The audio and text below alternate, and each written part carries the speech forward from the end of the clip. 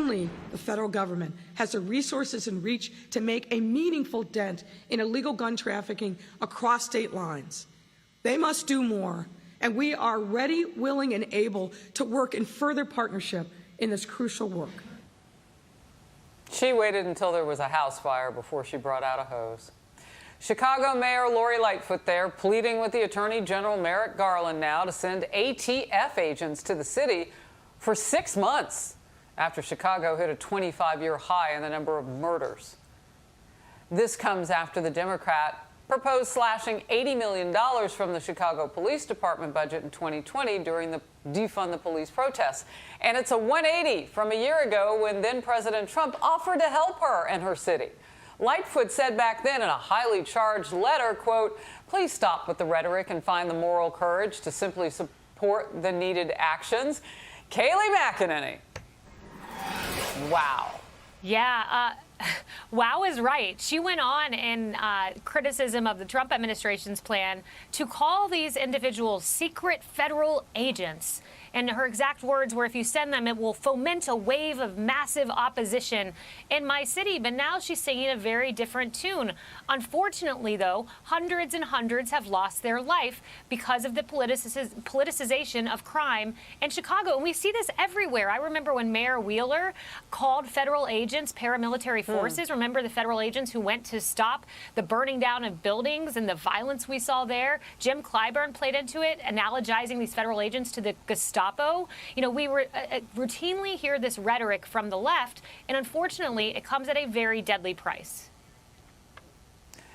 You know, last hour, Leslie, we talked about the 57 children who have been shot and killed in Chicago this year.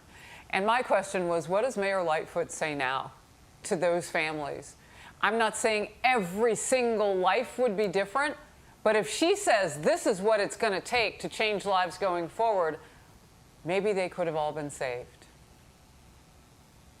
I want to quote the mayor, because as you know, as a Democrat, I don't just say, hey, I'm going to support somebody because they're on my side of the aisle or part of my party. I call out people when I see it. But for people to say that she wanted to defund the police, that is not accurate. This is what she said, and I quote, she was actually, by people in my own party and the people of Chicago, she was chastised and criticized because she didn't want to defund the police. She was facing a $1.2 billion pandemic-induced budget shortfall, so she did not increase the police budget. And this is what she said, quote, "We're not doing that," when they said to defund the police, "that we have to fund both public services and we have to fund the police." What she's asking for now for 6 months from the BATF, the Bureau of Alcohol, Tobacco and Firearms specifically, is to assist with gun trafficking, which her sources are saying are very problematic in the city. And now the numbers are not what they were when former President Trump had offered the help to her at that time.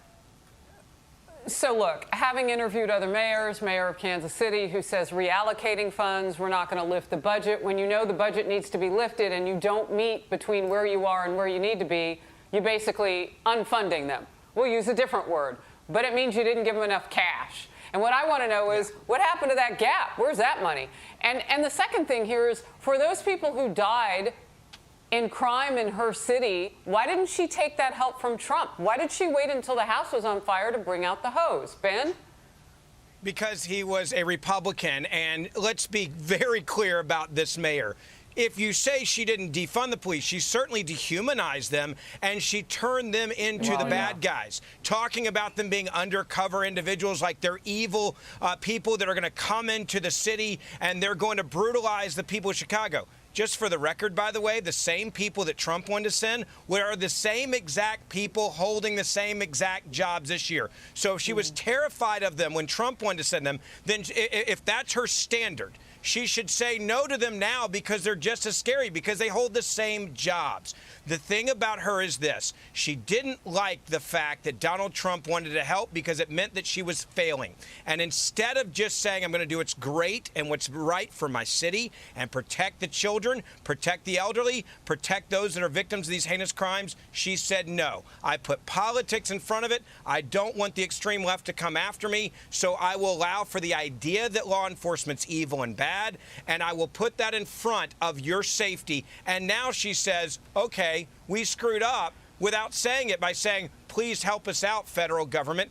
People are dying because of these decisions. And it's not just in Chicago. My hometown of Memphis, Tennessee, you have a mayor there, crime out of control. Robberies out of control. And you know what he said the other day? I'm not really worried about crime. I'm going to put a Ferris wheel as my top priority on the Mississippi River so that you won't look at crime.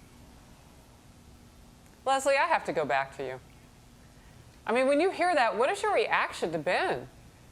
And the Memphis situation is a compelling example. Compelling is a gentle word.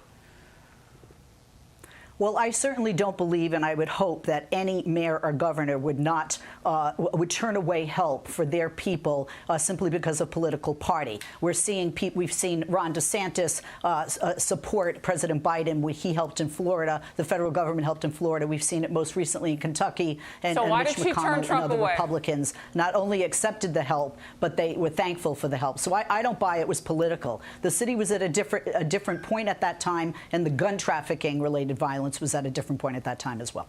It's not true. All right. Anybody quick one? Lauren? It's just not true.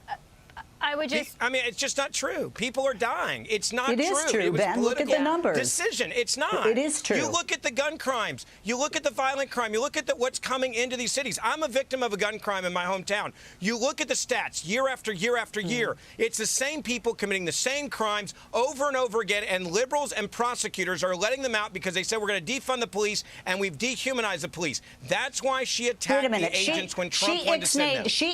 She ixnayed the electronic monitoring program because she found the recidivism rate among that segment of the population, the electronic monitoring, they were committing crimes while they were being monitored. She got rid of that. So she's actually being more conservative, and she's getting more grief from liberals on crime right now than she is from conservatives. Leslie, give me one policy in her tenure as mayor that she has done to lower crime in the city of Chicago. I just said it. She got rid of the electronic monitoring. That's not one. That didn't lower crime. It went up. The stats say that crime went up. No, that is not correct. Because it's just happened, we actually don't know that yet, Ben. Let's be fair. In a month or two, we'll know. FBI statistics or even say a few year weeks, over year, we will know. violent crime in Chicago has skyrocketed. The number of people that died has skyrocketed. The number of dead children has skyrocketed. You can't change the numbers. Particularly the category of homicide. No, bingo. You cannot. Okay, well, there was one crime that got lowered, I suppose. Jussie Smollett. That was in Chicago, right? I'm being facetious to move on. Lauren, we will catch you twice on the flip. How about that? No problem. Thank you. See you then. Great debate.